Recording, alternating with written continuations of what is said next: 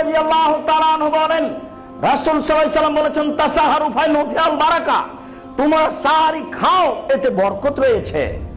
রাসূল সাল্লাল্লাহু আলাইহি ওয়াসাল্লাম বলেন, তাসাহারু ওয়ালাবে জুরাতিন মিন মাইন, তোমরা সাহারি খাও এক ঢোক পানি হলেও।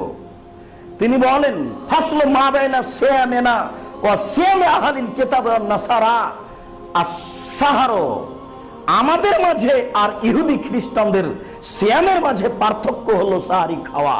তাহলে বিবরণগুলিতে সাহারির গুরুত্ব বর্ণনা করা হচ্ছে, আর সাহারি খেলে তাতে বরকত রয়েছে এই কথা বলা হচ্ছে। ভুলবশত সেহরি বলবেন না, সেহর মানে জাদু, আর সাহার মানে ভোর রাতের শেষের অংশের খাওয়া। সলাতে সিয়ামের প্রস্তুতির জন্য যে খাওয়া হয় সেটাকে বলা হয় সাহারি, আর সেহরুন সেহরি মানে জাদু, আমার জাদু, এটা উল্টে গেছে শব্দটা।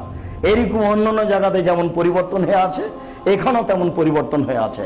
সাহারি বলার চেষ্টা করবেন, সেহরি নয়। অত্র বিবরণে বোঝা যাচ্ছে সাহারি বরকতের বিষয়। তবে আপনি মনে রাখুন, যদি সাহারি খাওয়ার সময় না থাকে এমনিতেই সিয়াম থেকে যাবেন। এ কথা রাসূল সাল্লাল্লাহু আলাইহি ওয়াসাল্লাম বলেন যে সাহারি উপস্থিত, আজান হয়ে গেছে, আপনি খেয়ে নেন। আজান হয়ে গেল, খেয়ে নেন, বুখারী মুসলিম। এই বিষয়ে আপনি চিন্তায় পড়বেন না যে আমার সিয়াম হলো কিনা। আর আপনি খাননি, এই জন্য আপনি চিন্তায় থাকবেন না যে আমার সিয়াম হচ্ছে কিনা।